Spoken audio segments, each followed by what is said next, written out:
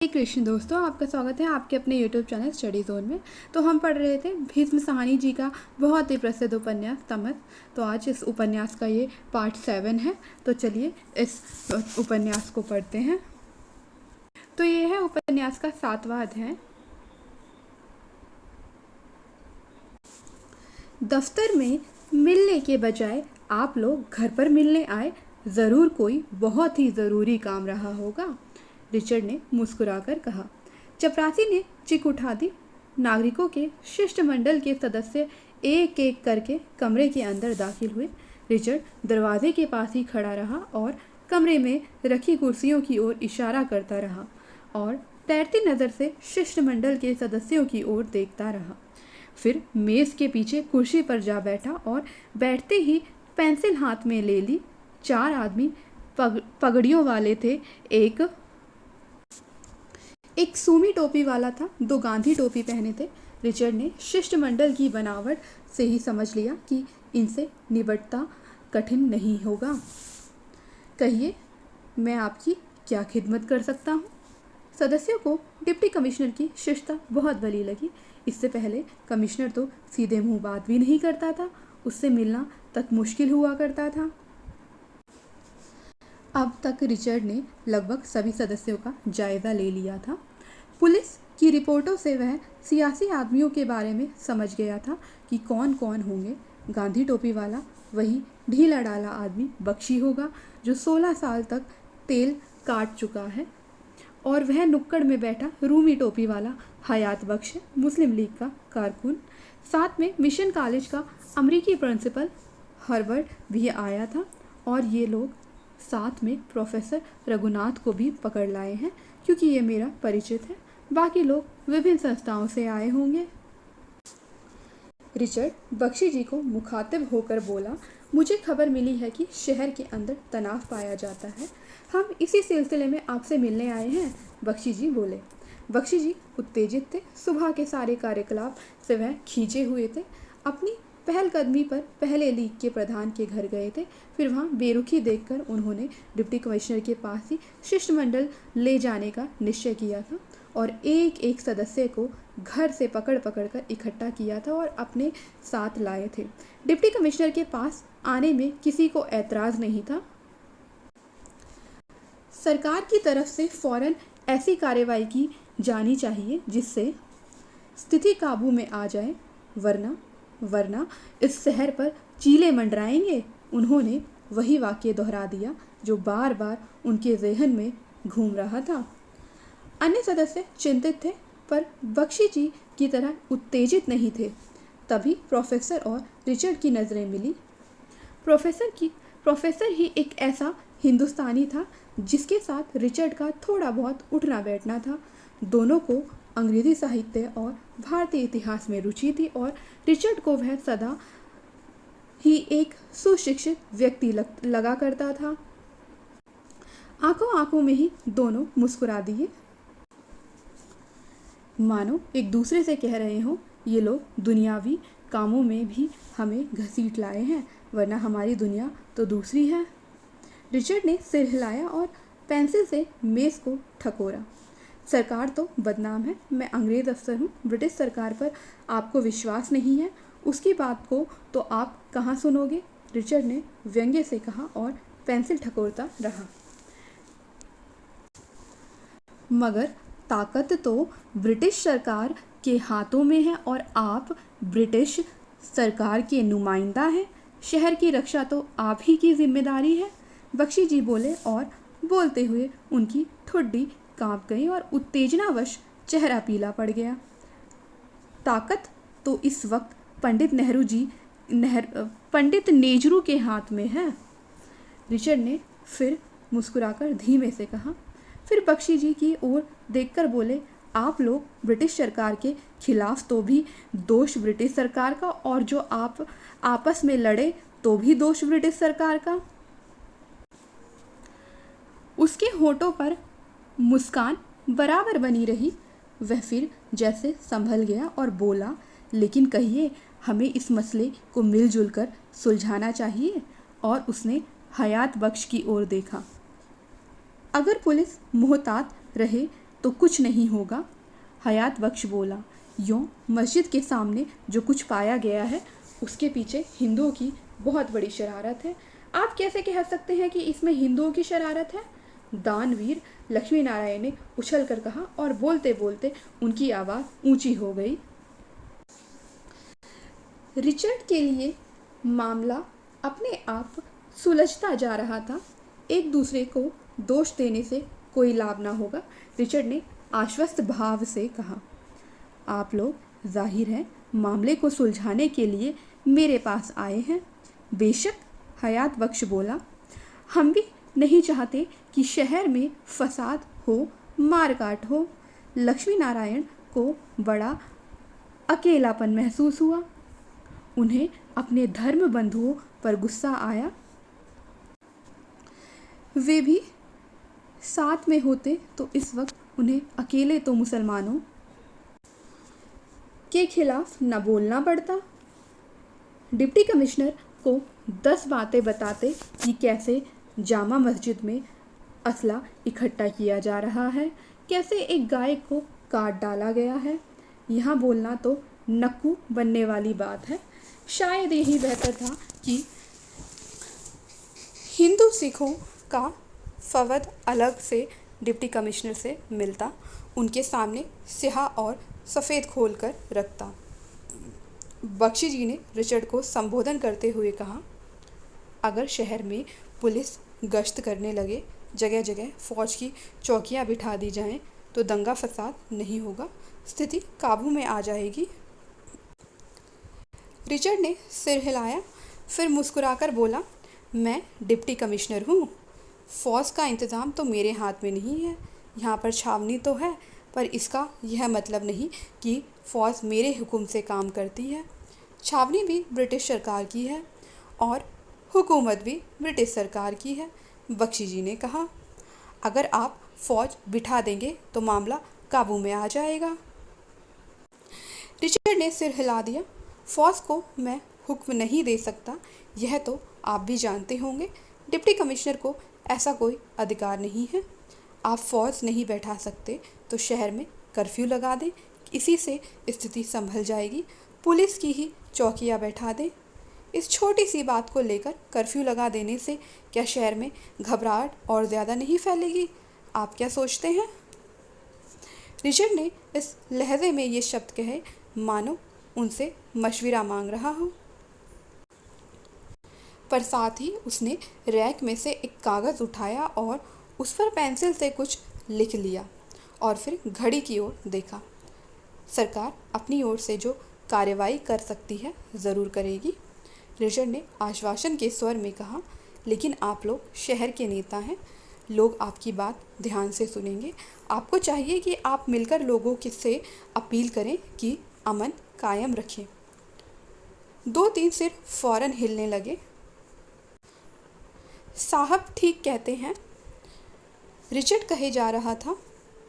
मुस्लिम league और कांग्रेस दोनों के लीडर यहाँ मौजूद हैं। आप सरदार जी को साथ ले लीजिए और सब मिलकर अमन कमेटी बनाइए और काम शुरू कर दीजिए। सरकार आपकी हर तरह से मदद करेगी। वह तो हम करेंगे ही, बख्शी जी फिर उत्तेजित स्वर में बोले, मगर इस वक्त हालत नाजुक है। अगर मार काट शुरू हो गई तो उसे संभालना कठिन होगा। अगर एक हवाई जहाज़ ही शहर के ऊपर उड़ जाए तो लोगों को कान हो जाएंगे कि सरकार बाखबर है। फसाद को रोकने के लिए इतना भी काफ़ी होगा। रिचर्ड ने फिर से सिर हिला दिया, मुस्कुराया और कागज़ पर पेंसिल से कुछ लिख लिया। हवाई जहाज़ों का महकमा भी मेरे अधीन नहीं है, रिचर्ड ने मुस्कुराकर कहा। आपके अधीन सब कुछ है साहब। आप अगर आप कुछ करना चाहे तो। इतना चुप भी रहना ठीक नहीं है। रिचर्ड ने सोचा, ये आदमी बढ़ता ही जा रहा है। वास्तव में आपका मेरे पास शिकायत लेकर आना ही गलत था। आपको तो पंडित नेहरू या डिफेंस मिनिस्टर सरदार बलदेव सिंह के पास जाना चाहिए था। सरकार की बागडोर तो उनके हाथ में है। कहते ही रिचर्ड हंस दिया। डिप्टी कमिश्नर का रुख देखकर बाकी लोग चुप हो गए, पर बख्शी जी फिर उत्तेजित होकर बोले, हमें खबर मिली है कि अभी घंटा भर पहले आपके अंग्रेज़ पुलिस ऑफिसर रॉबर्ट साहिब ने ज़बरदस्ती एक मुसलमान परिवार को घर में से निकाला है। इससे उस सारे इलाके में तनाव बढ़ गया है, क्योंकि वह मुसलमान एक हिंदू मालिक मकान का किराएदार था। मैं सोचता हूँ शहर की हालत को देखते हुए इस तरह की कार्रवाई को स्थगित किया जा सकता था। रिचर्ड को इस घटना के बारे में मालूम था, बल्कि पुलिस अफसर ने कार्रवाई करने से पहले रिचर्ड से मशवरा भी किया था और रिचर्ड ने यह कह दिया था कि कोर्ट के फैसले पर अमल करना रोज़मर्रा की सामान्य कार्रवाई है। उसे स्थगित करने में कोई तुक नहीं, लेकिन उसने शिष्टमंडल के सदस्यों पर जाहिर नहीं होने दिया कि वह इस घटना के बारे में कुछ भी नहीं जानता। पेंसिल से कागज़ पर कुछ लिखते रहने के बाद उसने कहा, मैं दरियाफ्त करूँगा, और फिर घड़ी की ओर देखा। इस पर हर्बर्ट, जो बड़ी उम्र का अमरीकी पादरी और स्थानीय मिशन कॉलेज का प्रिंसिपल था, धीमी आवाज़ में बोला, शहर की हिफाजत का सवाल राजनीतिक सवाल नहीं है, यह राजनीतिक पार्टियों के ऊपर सवाल है। शहर के सभी लोगों का, नागरिकों का सवाल है। इसमें अपनी अपनी पार्टियों को भूल जाना होगा। सरकार का भी रोल इसमें बहुत बड़ा है। हम सबको मिलकर शहर की स्थिति को संभाल लेना चाहिए। हमें इसी वक्त शहर का दौरा करना चाहिए और लोगों को समझाना चाहिए, उनसे अपील करनी चाहिए कि वो आपस में नहीं लड़े। रिचर्ड ने फ़ौरन इस सुझाव का समर्थन करते हुए इसे और भी ज़्यादा ठोस शक्ल में पेश किया। मेरा सुझाव है कि एक बस ले ली जाए और उस पर लाउड स्पीकर लगा दिया जाए। आप लोग उसमें बैठ जाएं और शहर भर में घूमकर लोगों तक अपनी आवाज़ पहुंचाएं। रिचर्ड के मुंह से ये शब्द निकलने की देर थी कि बाहर बगीचे की ओर से तरह तरह की घबराहट भरी आवाज़ें सुनाई देने लगी।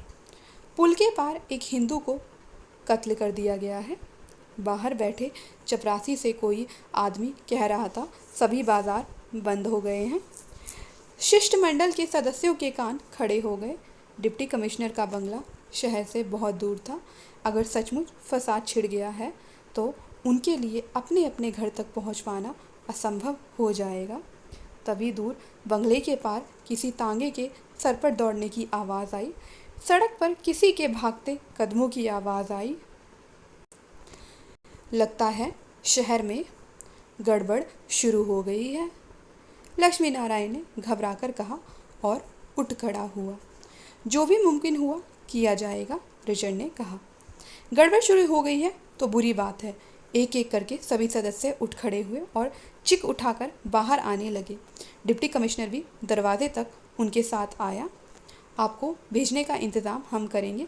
पुलिस के कुछ सिपाही आपके साथ जाएंगे, रिचर्ड ने कहा और मेज़ पर रखे टेलीफोन की ओर मुड़ा। आप हमारी चिंता ना करें, ज़रूरी यह है कि शहर में गड़बड़ ना हो। बख्शी जी ने बाहर आते हुए कहा, अभी भी वक्त है, आप कर्फ्यू लगा दें। साहब ने मुस्कुराकर सिर हिला दिया। बंगले में से निकलते ही शिष्टमंडल के सदस्यों के दिमाग में जैसे धूल उड़ने लगी। फाटक पार करते ही उन्होंने एक दूसरे से बोलना बंद कर दिया था। कुछ दूरी तक वे एक साथ चलते गए। फिर सहसा लक्ष्मी नारायण और सरदार जी सड़क पार करने लगे। लक्ष्मी नारायण ने सिर पर से पगड़ी उतारकर बगल में दबा ली और भागता हुआ सा सड़क पार करने लगा। बंगले के बाहर सड़क पर पहुंचने पर दाएं हाथ ढलान पड़ती थी, जो सीधी उस पुल तक चली गई थी जो शहर की छावनी से अलग करता था। हर्बर्ट अपनी साइकिल पर आया था। वयोवृद्ध आदमी अभी भी साइकिल चलाता था। वह धीरे धीरे साइकिल चलाता हुआ ढलान उतर गया। एक बार उसके मन में आया कि पूछे अमन कमेटी की मीटिंग कब और कहाँ होगी, पर इन लोगों को घबराया देखकर चुप हो गए। अगर फसाद फूट पड़ा है तो मीटिंग अब क्या होगी। हयात बख्श भाग नहीं रहा था, केवल तेज तेज चल रहा था और बार बार पीछे की ओर घूमकर देख रहा था। पीछे की ओर लगभग सभी घूम घूम कर देख रहे थे। कोई बात नहीं, आराम से चलो, इलाका मुसलमानी है, हयात बख्श ने मन ही मन कहा। सड़क के पार सरदार जी कदम बढ़ाते हुए आगे निकल गए। उनके पीछे लगभग 10 गज की दूरी पर लक्ष्मी नारायण चला आ रहा था। देह भारी होने के कारण उसके लिए तेज चलना कठिन हो रहा था और वह बार बार रुमाल से अपनी गर्दन पोंछ रहा था। बख्शी और मेहता कुछ देर तक गेट के पास ठिठके खड़े रहे, फिर वे भी ढलान उतरने लगे। आओ टांगा कर लें, पैदल पहुंचने में देर लगेगी, मेहता ने कहा। बख्शी रुक गया। एक टांगा पीछे से आ रहा था। मेहता ने घोड़े की टाप सुनी और सड़क के किनारे खड़ा हो गया और हाथ हिला हिलाकर उसे रुक जाने को कहा। कहाँ जाना है? सांवले रंग के छोटी उम्र के गाड़ीवान ने घोड़े की रास खींचते हुए पूछा। अड्डे तक ले चलो, 2 रुपये होंगे। किस बात के 2 रुपये? मजाक है, पुरानी आदत के मुताबिक बख्शी ने कहा। टांगा चलने को हुआ। बैठो बैठो बख्शी जी, जो मांगता है दे दो, यह वक्त सौदा करने का नहीं है। चलो बैठो। और मेहता जी पिछली सीट पर बैठ गए। जल्दी से जल्दी शहर पहुँचो। उन्हें टांगे पर चढ़ते देखकर लक्ष्मी नारायण भी मुड़कर उन्हीं की तरफ जाने लगा, लेकिन टांगा चल पड़ा था। लक्ष्मी नारायण सड़क के बीचों बीच खड़े उन्हें देखते रह गए। हिंदू हिंदू के साथ ऐसा ही व्यवहार करेगा? प्राचीन काल से यही कुछ होता आ रहा है। वाह रे हिंदुओं! लक्ष्मी नारायण ने क्षोभ से मन ही मन कहा और छड़ी ठकोरता उन्हीं कदमों पटरी की ओर वापस लौट गया। इस बीच बाकी 3 व्यक्ति एक दूसरे से अलग, एक दूसरे से काफ़ी फासले पर ढलान उतर रहे थे। लक्ष्मी नारायण से थोड़ा आगे हकीम अब्दुल गनी थे, जो कांग्रेस कमेटी के रुकन और पुराने कार्यकर्ता थे। उनके आगे सरदार जी थे और सबसे आगे हयात बख्श। हयात बख्श ने कोट उतारकर कंधों पर डाल लिया था। टांगे में बैठते ही बख्शी जी ने कहा, कुछ लोगों को टांगे में बिठा लो। किसी को नहीं बिठाओगे बख्शी जी? यही बाएं हाथ की सड़क से निकल चलो, वे अपना इंतज़ाम कर लेंगे, मेहता बोला। फिर तर्क देने की कोशिश करने लगा। किस किस को बिठाओगे? बख्शी जी को लगा जैसे टांगे में बैठकर वे कोई भूल कर बैठे हैं।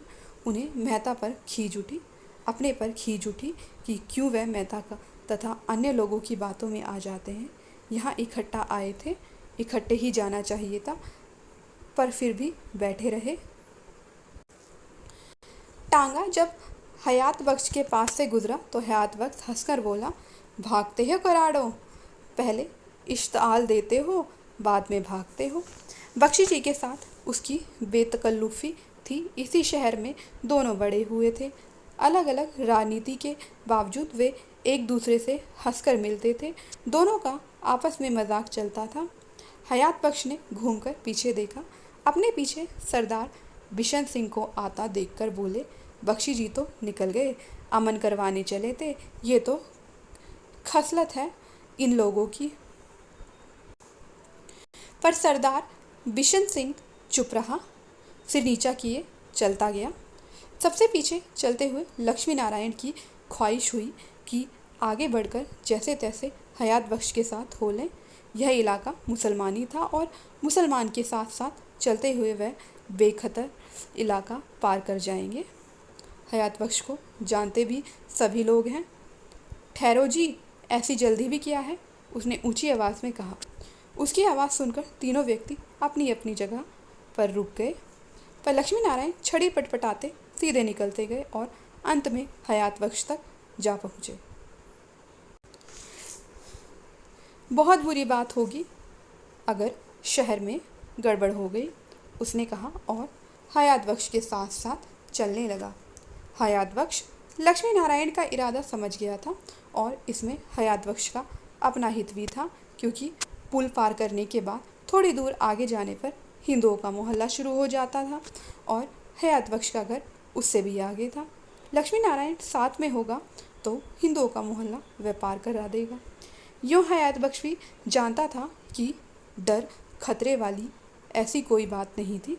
सभी लोग शहर के जाने माने बुजुर्ग थे, कोई उन पर आसानी से हाथ नहीं उठा सकता था। टांगे में बैठे बख्शी जी मन ही मन बड़े क्षुब्ध और विचलित हो उठे थे। जब भी किसी प्रकार के संकट की स्थिति होती तो वह बड़बड़ाते, साथियों के साथ खींच कर बोलते। उनका दिमाग काम करना बंद कर देता था।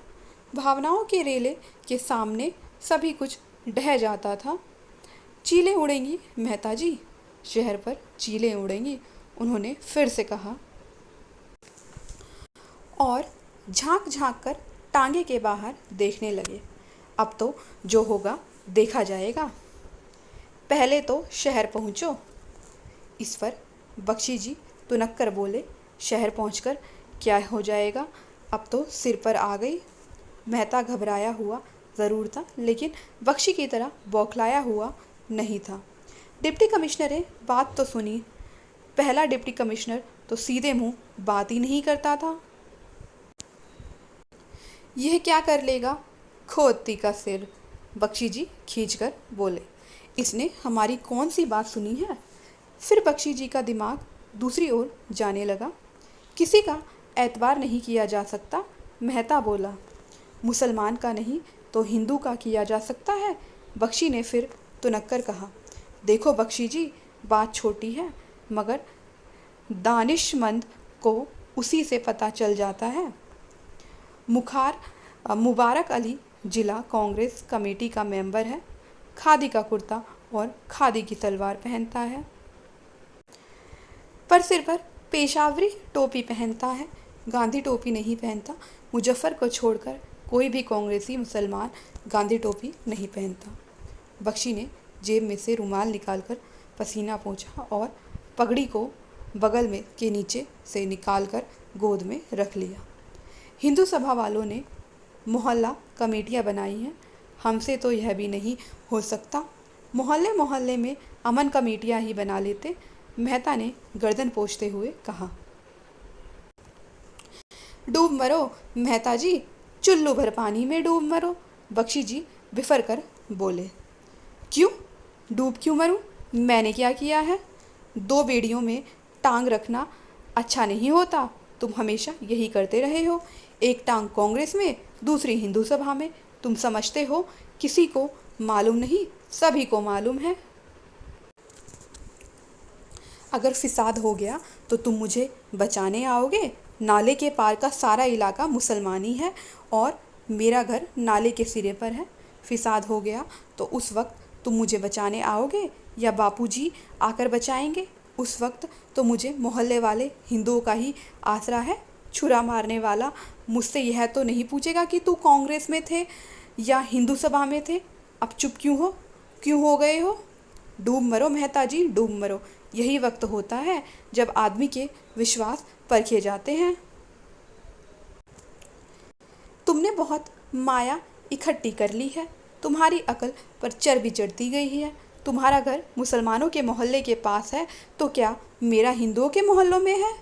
तुम्हारा क्या है, तुम तो साधु वैरागी हो, तुम्हारी न रन्न न कन्न, तुम्हें कोई मारकर क्या करेगा, मेहता ने कहा। फिर वह भी उबल पड़ा। कहा था लतीफ़ को कांग्रेस के दफ्तर में से निकालो, मैं लिख कर दे सकता हूँ कि वह खुफिया पुलिस का आदमी है और हम सब की रिपोर्ट देता है, डायरियाँ लिखता है। तुम्हें भी मालूम है और मुझे भी, फिर भी तुम आस्तीन का सांप पाल रहे हो। उधर मुबारक अली लीगियों के साथ साठगांठ कर रहा है, तुमसे भी पैसे लेता है, लीग वालों से भी लेता है। पक्की ईंटों का मकान उसने बनवा लिया है, पर तुम लोग तो अच्छे हो, सब कुछ देखते हुए भी कुछ नहीं देखते। ले देकर 2-3 मुसलमान तो हमारे बीच में काम करते हैं, उन्हें भी निकाल दे।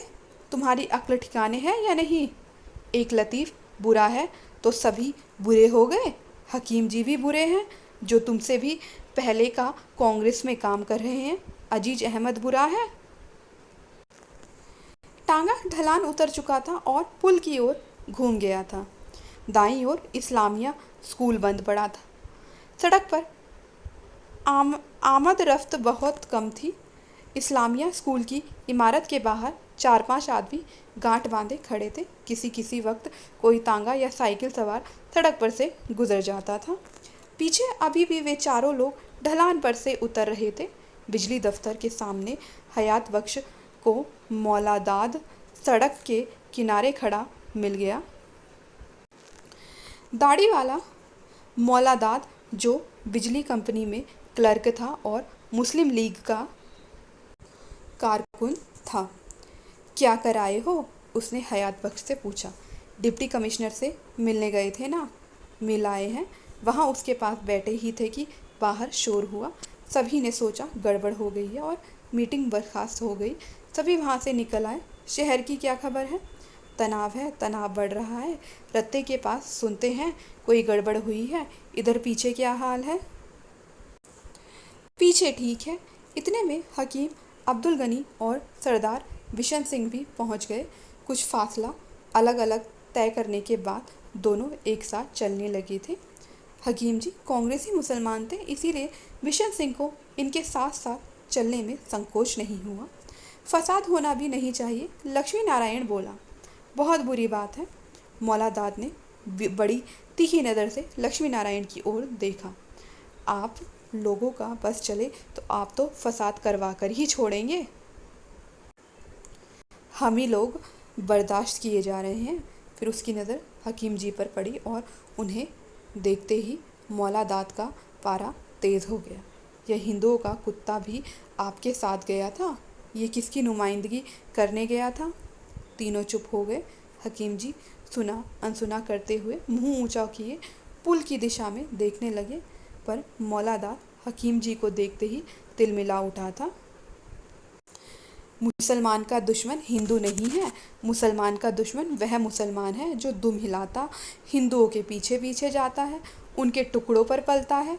देखिए मौलादाद साहिब, हकीम जी ने बड़े ठहराव के साथ कहा, आपका जो मन आए मुझे कहिए, पर सबसे अहम सवाल हिंदुस्तान की आज़ादी का है, अंग्रेज़ से ताकत छीनने का है, हिंदू मुसलमान का नहीं।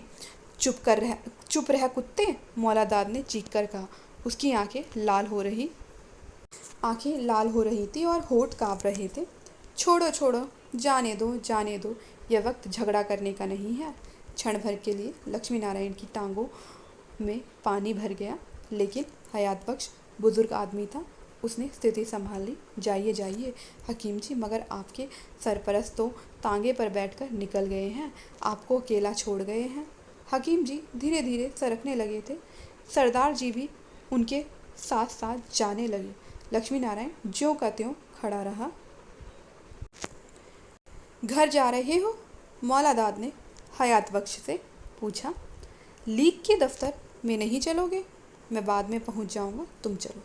मौलादाद समझ गया कि हयात बख्श ने क्यों लक्ष्मी नारायण को अपने साथ ले रखा है। बड़े आदर भाव से दिल पर हाथ रखकर लक्ष्मी नारायण से बोला, खातिर जमा रखिए लाला जी, हमारे रहते आपका कोई बाल भी बाका नहीं करेगा।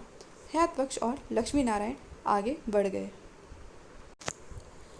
12 बजे के करीब लीज़ा टहलती हुई बरामदे में खुलने वाली दरवाजे की ओर आ गई। पर्दे को थोड़ा हटाकर लीज़ा ने बाहर झांक कर देखा। बरामदे के बाहर चिलचिलाती धूप सारे बाग को ढकी थी। लगता था जैसे कांच चमक रहा है, लगता जैसे ज़मीन में से कोई चीज़ काँप काँप कर निकल रही है, हवा में थरथरा रही है। अभी से धूप इतनी तेज़ हो गई थी। उसने पर्दा गिरा दिया। अंगीठी के पास से गुजरते हुए उसकी नज़र एक बुत पर पड़ी, जो अंगीठी पर बीचों बीच रखा था। बड़ी हुई तोंद वाला कोई हिंदू देवता, जिसके माथे पर लाल और सफ़ेद रेखाएं खींची थी, बैठा हंस रहा था। उसे देखकर लीज़ा को मतली सी आने लगी। उसे यह बुत बड़ा घिनौना लगा। रिचर्ड इसे कहाँ से उठा लाया है? वह बड़े कमरे में आ गई। जगह जगह रखी प्रतिमाओं और बुतों को देखकर उसे जड़ता का सा भास हुआ, जैसे वहाँ पर प्रतिमाएं नहीं, मृत बुद्धों के सिर रखे हों, जिन्हें अकेले में देखकर कभी कभी उसे झुरझुरी होने लगती थी। किताबों और मूर्तियों से भरे इस घर में उसे घुटन महसूस होने लगी थी। कमरे में घूमती तो उसे लगता जैसे बुद्ध के बुत कनखियों से उसकी ओर देख रहे हैं। रिचर्ड के चले जाने पर इन सभी चीज़ों में जड़ता आ जाती थी। शायद इसका कारण यही था कि वह अकेली रह जाती थी। दिन भर उसे इन्हीं बुतों और किताबों के ढेरों के साथ बिताना पड़ता था। दिन भर अकेले इन्हीं को देख देख कर वह एक कमरे से दूसरे कमरे में चक्कर काटती रहती थी। वह बुद्ध की प्रतिमा के सामने जा खड़ी हुई। मन बहलाव के लिए उसने बिजली का बटन दबाया। सचमुच बुद्ध के चेहरे पर हल्की सी मुस्कान खिल उठी थी। उसने बिजली बुझा दी, मुस्कान ओझल हो गई। उसने फिर से बटन दबाया, मुस्कान फिर से लौट आई, पर उसे लगा जैसे बुद्ध कनखियों से उसकी ओर घूरे जा रहा है। उसने झट से बिजली बुझा दी। लीजा अपने कमरे में चली गई। अंदर पहुंचते ही उसे हल्की सी टुनटुन की आवाज़ सुनाई दी। ऐन पलंग के पीछे खिड़की के सामने कांसे की बनी छोटी सी घंटी लटक रही थी। हर बार हवा का झोंका आने पर घंटी टुनटुनाने लगती। बहुत ही धीमी और मीठी सी टुनटुनाहट की आवाज़ उसमें से सुनाई देती, जैसे वह आवाज़ कहीं दूर से आ रही हो। सारा वक्त कमरे में मधुर टुनटुनाती आवाज़ बनी रहती थी। घर में यह चीज़ नई थी। लीजा के लौटने से पहले ही रिचर्ड ने उसे कहीं से लाकर उसके कमरे में टांग दिया था। लीजा को उपहार देने के लिए, उसे खुश करने के लिए रिचर्ड उसे लाया था। तभी खटाक का शब्द हुआ। लीजा ने घूमकर बाईं ओर देखा। उसे पहले तो कुछ नज़र नहीं आया, फिर उसकी नज़र ड्रेसिंग टेबल पर गई। एक छिपकली वहाँ औंधी पड़ी थी और ज़ोर ज़ोर से हिल रही थी, जैसे तड़प रही हो। लीजा सिर से पांव तक सिहर उठी। छिपकली दीवार पर से बिजली की बत्ती के पास से गिरी थी। शीघ्र ही छिपकली ने हिलना डुलना छोड़ दिया। लीजा समझ गई वह मर गई। गर्मी बढ़ रही थी और आए दिन छिपकलियाँ मर रही थीं। अनगिनत कमरों के बावजूद बंगला पुराना था। अंग्रेज़ों की अमलदारी ने पंजाब में जब अपने पैर जमाए थे तभी का था। 2 बरस पहले ऐसे ही एक बंगले से नौकरों के क्वार्टरों में से 1.5 गज लंबा सांप निकला था। वह कभी खाटों के नीचे घुस जाता, कभी लहराता हुआ बरामदे की दीवार के साथ साथ रेंगने लगता। पर इस घटना के बाद उसके लिए बंगले में रह पाना असंभव हो गया था। डर के मारे उसने कई दिन तक कपड़ों की अलमारी नहीं खोली थी कि अलमारी में कोई फनियर सांप नहीं बैठा हो, और इसी मनस्थिति में वह विलायत लौट गई थी। लीजा ने दरवाजे के पास कॉल बेल का बटन दबाया और स्वयं कमरे से निकलकर बाहर आ गई। जब लीजा भारत आई थी तो बहुत सी योजनाएं बनाकर कि वह भारत की दस्तकारी के नमूने इकट्ठे करेगी, खूब घूमेगी, तस्वीरें उतारेगी, शेर की पीठ पर बैठकर तस्वीर खिंचवाएगी, साड़ी पहनकर घूमा करेगी और जाने क्या क्या। यहाँ उसे मिली थी चिलचिलाती धूप, बड़े बंगले का कारावास, कभी ना खत्म होने वाला दिन और गौतम बुद्ध के बुत और छिपकलियाँ और सांप। बंगले के बाहर के जीवन में भी वैसी ही एक रास्ता थी। क्लब, अंग्रेज अफसरों की पत्नियां, कमिश्नर की पत्नी, कमिश्नर स्वयं इतनी अधिक कमिश्नरी नहीं करता था जितनी उसकी पत्नी करती थी। ब्रिगेडियर की पत्नी का सभी स्त्रियों के साथ छोटाई और बड़ाई के आधार पर मेल मिलाप, और बड़े अफसरों की पत्नियां अधिक थीं क्योंकि तब रिचर्ड छोटा अफसर था। शनिचर की रात क्लब में डांस होता, आए दिन पार्टियां होती, पर लंबे दिन फिर भी काटे नहीं करते थे और तभी उसे बियर पीने की लत पड़ गई थी। कमरों में आती जाती वह ऊब उठती और बियर का गिलास भर लेती। ऊब से बचने का और कोई उपाय नहीं था। तुम्हारी रगों में ज़रूर जर्मन खून दौड़ता होगा जो तुम्हें बियर इतनी ज़्यादा पसंद है, रिचर्ड मजाक में कहता। लेकिन लीजा की यह आदत बढ़ती गई थी। कभी कभी लंच के समय रिचर्ड घर लौटता तो लीज़ा की आंखें चढ़ी होती। वह अस्त व्यस्त सोफे पर पड़ी होती। चुंबनों और आलिंगनों और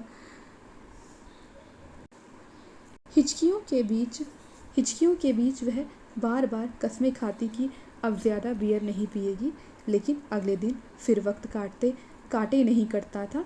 अब की बार वह अधिक स्वस्थ होकर आई थी। उसने सोचा था कि अब की बार वह न केवल रिचर्ड की दिलचस्पियों में शामिल होगी, बल्कि उसके प्रशासन के काम में भी रुचि लेगी और सार्वजनिक कामों में भी भाग लेगी। जानवरों की रक्षा के लिए बनाई जाने वाली संस्था क्या काम करेगी, उसने मन ही मन सोचा।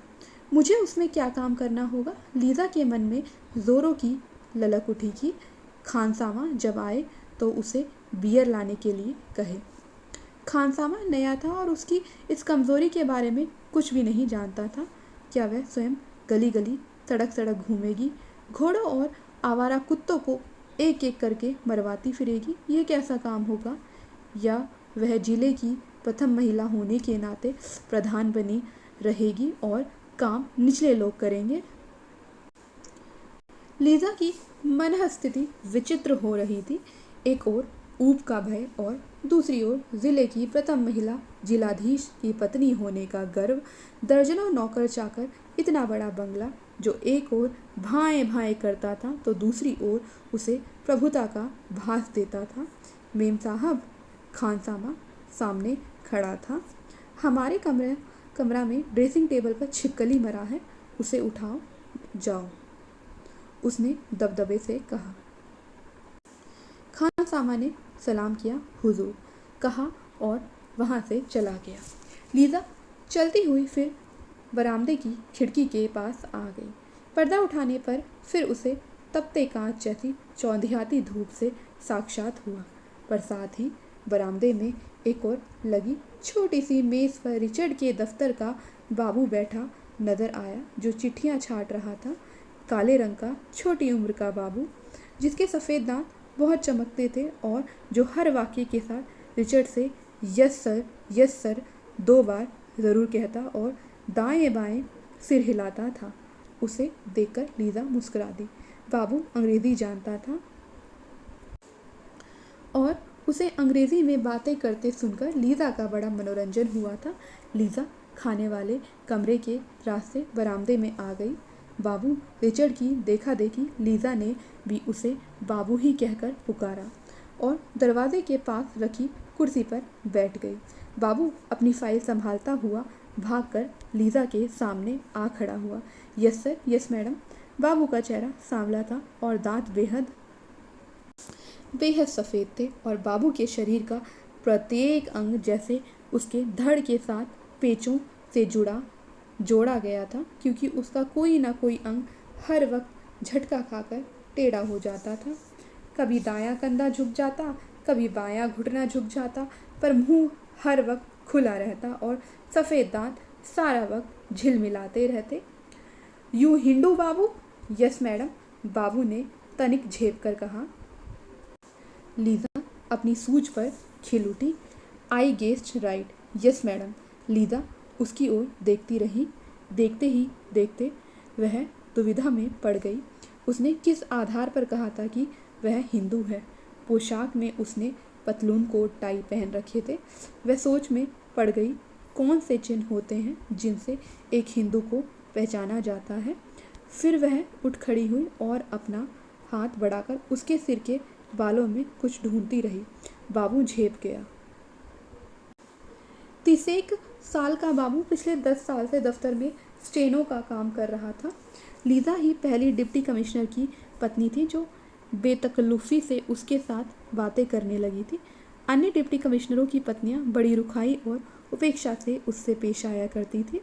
बरामदे के सिरे पर किचन की ओर जाने वाले छोटे से आंगन में खानसामा, बाग का माली और किचन का रसोइया खड़े थे और उन्हीं की ओर देखे जा रहे थे।